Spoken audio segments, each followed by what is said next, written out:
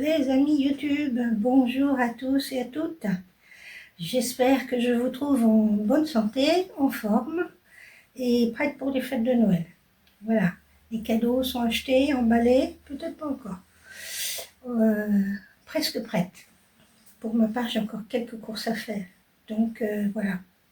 Je vous présente enfin la robe bleue que j'ai cousue dans ce fameux tissu trouvé chez Stop Tissu, que je vous montre de plus près et en entier. Et voilà, mon garde-robe, j'ai fait sous le genou.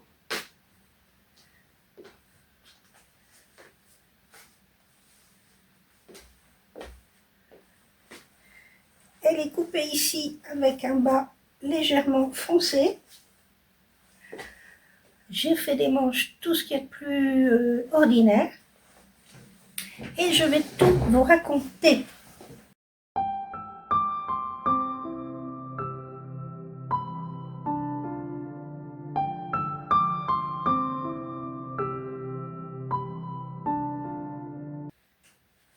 Alors voilà, vous avez vu la photo de la fameuse robe qui m'avait tapé dans l'œil. C'est dans un magasin Monoprix, donc si vous voulez aller la voir en vrai, peut-être encore, c'était pas, il n'y a pas si longtemps que ça. Je l'ai vue à Monoprix cette robe, si elle vous tente, voilà, vous savez où aller la chercher. Et donc voilà, c'est celle que j'ai décidé de faire avec ce beau bleu. J'étais partie d'abord sur une veste. J'ai acheté un nouveau patron de veste pour faire avec ce tissu. Mais finalement, il est quand même très souple. Il n'est pas très raide et je me suis dit que peut-être pour une veste, ce serait trop fluide parce que cette veste n'est pas doublée. Bref, quand j'ai vu cette robe, j'ai dit non, je ne fais pas la veste, je fais la robe. Voilà, c'est parti comme ça. Ensuite, alors, j'ai cherché des patrons de robes de ce style. J'ai pas trouvé. Voilà, pas trouvé. J'ai cherché un bon moment, mais j'ai pas trouvé de robe comme ça. Donc, j'ai décidé de me lancer dans la modification d'un patron que j'ai déjà fait plein de fois et que j'adore. C'est la chemise azur de l'atelier Scamit, puisqu'elle a une version avec un col froufrou. Elle est boutonnée devant. Les manches, alors les manches, elle a plusieurs options de manches. Il y a soit une fente et un poignet ordinaire, soit un poignet, une fente et un poignet à froufrou aussi. J'ai pas eu envie de faire le poignet à froufrou, comme il y en a aussi le long de la bande d'encolure, j'ai préféré faire vraiment le poignet tout simple. Donc pour ça, comme c'était quand même normalement avec fente, j'ai rajouté 1 cm de chaque côté en bas de la manche et j'ai tiré mes lignes comme ça pour que ce soit un petit peu plus large et que j'ai pas trop de mal à passer ma main. J'avais peur que ce soit un peu juste si je modifiais pas le patron à ce niveau-là. Bon, donc là c'est très bien. Et puis, alors j'ai fait son froufrou, mais elle met un biais en guise de pied de colle. Et moi, comme je voulais qu'il continue, je me rapproche, comme je voulais que ce froufrou continue jusqu'en bas de la patte de boutonnage, j'ai décidé de faire une parmenture. Donc j'ai décalqué sur son patron pour avoir une parmenture, voilà, qui fasse bien l'encolure et la patte de devant. Donc ces pattes de devant, elle sur son patron, elle rajoute 1 cm puis 2 cm puisqu'elle fait 2 plis et ensuite elle coud et elle fait les boutonnières. Donc moi j'ai enlevé 2 cm, j'ai juste gardé 1 cm pour la couture du volant et de la parmenture. Mais ça arrive quand même, c'est quand même beaucoup plus large que ça ne devrait et c'est un peu de travers, c'est pas tout à fait centré. Elle croise bien, hein, voilà, il n'y a pas de problème, ça croise, hein. Bon, mais je me suis dit que bon, c'était pas grave, comme ce tissu est en synthétique et élastique, et que j'ai horreur du polyester, et qu'en plus il est élastique, je me suis dit que je risquais de faire pire si je voulais modifier quoi que ce soit. Donc, je l'ai laissé comme ça. Alors, c'est un petit peu décentré, mais après tout, c'est pas vilain. Moi, je l'aime bien comme ça, en tout cas, j'ai pas envie de la retoucher. Et par contre, comme ce tissu est élastique et un peu épais et qu'il y a la parmenture derrière, je ne me suis pas risquée sur les boutonnières. J'ai préféré mettre ces petits boutons pression. Je trouve que c'est très joli en plus, nacré. Ça va vraiment très bien avec le style et puis le tissu. Voilà, moi je trouve que c'est très bien comme ça. Donc voilà, ça y est, vous l'avez vu, la fameuse petite robe pas noire, bleue. Voilà, ça y est, je l'ai fait. Ça m'a pris un certain temps hein, quand même pour hacker le patron, ensuite essayer de faire des essais. J'avais fait une toile, voilà, j'avais fait une petite toile sur le, on voit là, l'empiècement de la chemise azur, ici l'emmanchure, et puis voilà, j'ai donc monté un froufrou et j'avais fait ma parmenture que j'avais dessinée, et donc j'avais vérifié que c'était bon, que c'était bien ça. Et donc ça m'a pris bon, un peu de temps, mais c'est bien, c'est bien. Moi j'aime ça la couture, donc si ça me prend du temps, tant mieux. Voilà, et puis du coup, j'ai pas grand chose d'autre à vous montrer en vêtements. Par contre, comme celles qui me connaissent le savent, il y a un peu plus de 2 mois, j'ai perdu mon petit chien qui me manque beaucoup, ma petite Mimi. Et je me suis décidée, alors pas à reprendre un chien ni un chat, parce que bah déjà je suis plus toute neuve. En plus, j'ai été gravement malade, donc j'ai pas envie de me lancer dans un projet de 10-15 ans sans savoir si je vais pouvoir m'occuper de cette petite bête correctement jusqu'au bout. Voilà, donc voilà, c'est non. De toute façon, j'avais dit que la petite Mimi, ce serait mon dernier chien. Mais manquait quand même quelqu'un dans la maison, voilà, donc je suis allée adopter un hamster. Et voilà. Pourquoi un hamster? Alors là, bon, parce que voilà, ça me faisait envie, un petit hamster.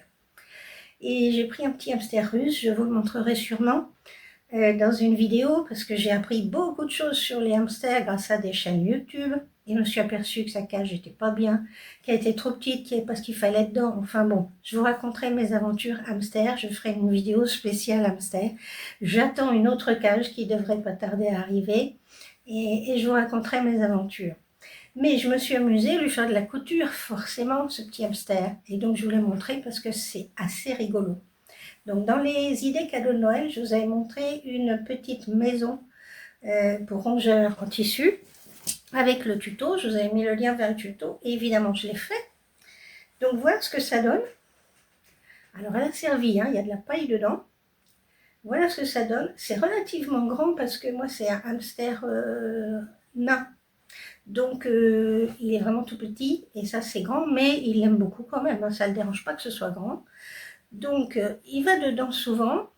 Il a quand même attaqué l'oreille, hein. Il aime pas, il aime pas. Les oreilles, bon celle-là il la voit pas, j'ai l'impression, mais celle-ci il l'aime pas du tout.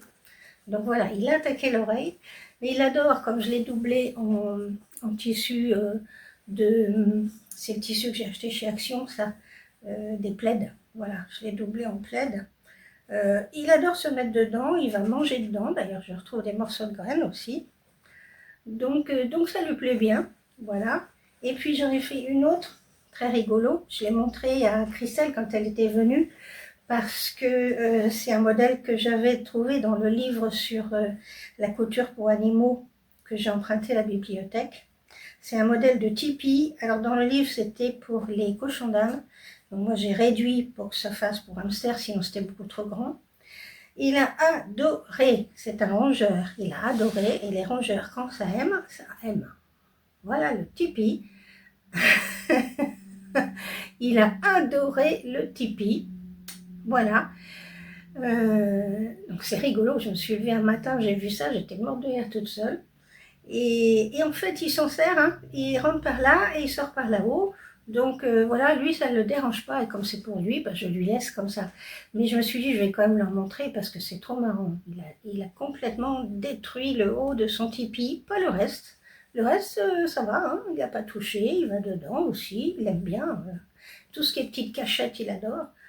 Mais là, il a pris cher, hein. Il a pris cher et bon, il s'est fait les dents au moins. Voilà. Donc voilà mes petites causettes inhabituelles que je me suis amusée à faire, parce que c'est amusant finalement, pour ce nouveau petit compagnon. Et puis je vous ferai donc une suite sur l'aménagement de la cage de ce petit rigolo, il est vraiment très drôle. Je vais aussi vous montrer, puisque j'ai bien commencé mon patchwork. Je vous ai dit que je voulais refaire un patchwork bleu et vert. Et j'ai choisi de faire du manque squelting à la main, comme ça, tranquille dans le fauteuil ou sur le canapé, près d'une lumière, le soir, hein, après 4h30, 5h. Bon, mais enfin, ça se fait tranquille. Et voilà les premiers carrés. Alors, donc je m'arrange pour qu'il y ait un angle bleu et un angle vert. Et quand je les assemblerai, j'aurai des diagonales bleues et vertes. Donc voilà, il y a des restes de tissus que vous reconnaîtrez ou pas. Il y a des tissus comme celui-là et celui-là que Christelle m'avait acheté au CSF, puisqu'elle avait entendu que je cherchais du vert parce que j'avais beaucoup de bleu mais pas beaucoup de vert. Donc ben, ça va très bien, ces petits tissus qu'elle m'a achetés. Et voilà, j'en ai déjà fait pas mal. Donc je ne sais pas trop quelle taille ça va avoir, mais ça va être un plaid de canapé. Hein. Quand j'aurai plus de tissu, j'arrête et je les assemble. Voilà. Au centre, j'ai choisi de mettre du rose orangé. Voilà, et de pas trop ou pas du tout en mettre sur le reste. Parce que j'ai tellement de plaids qui sont bleus ou roses que j'ai dit le rose, on va peut-être arrêter. Donc voilà, mais tous les centres sont roses, que ce soit des petites rayures ou des petites fleurs. Il y a un peu de rose au centre, ce qui rappelle un peu d'ailleurs, un peu beaucoup, le manque quilting. À la base, c'était je crois des petits carrés rouges qu'elle mettait au centre, puisque c'est un peu ce que les Américains appellent le log cabin. Ça représente le foyer, le centre, et puis les rondins de la maison autour. Voilà, donc au départ c'était rouge. Là c'est le petit tissu indien, le coupon de tissu indien que j'ai trouvé sur le salon aussi, ce joli vert. Et avec l'autre coupon de tissu indien, je l'ai lavé, repassé, et ben, ce sera la surprise.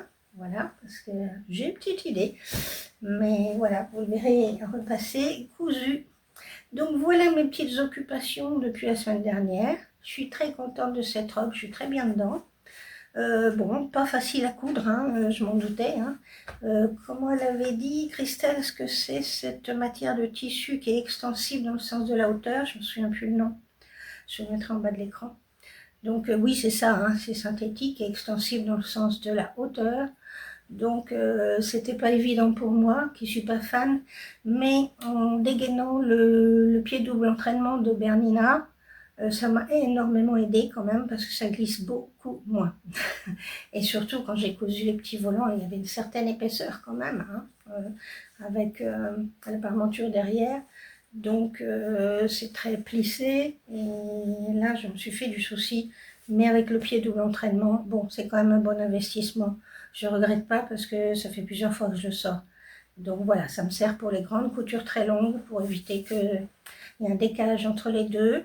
Et pour les anses des sacs par exemple, ou les pattes de boutonnage, ou les coutures de côté, sur des tissus qui risquent de glisser un peu, ben, ça me facilite beaucoup la tâche. Voilà.